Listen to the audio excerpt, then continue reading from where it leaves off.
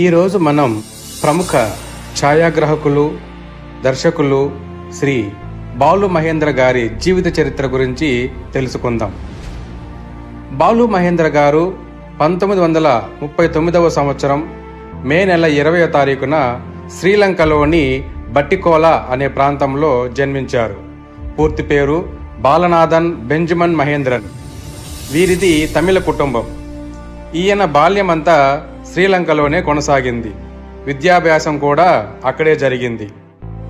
1957లో 13 ఏళ్ల వయసులో David Lin డైరెక్షన్లో వచ్చిన the bridge on the river Kwai cinema చూడటం వల్ల చలనచిత్ర రంగం వైపు ఆసక్తి కలిగింది.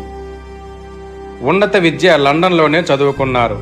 ఆ తర్వాత శ్రీలంక ప్రభుత్వంలో 1966వ సంవత్సర కాలంలో డ్రాఫ్ట్స్మ్యాన్గా ఉద్యోగం చేశారు.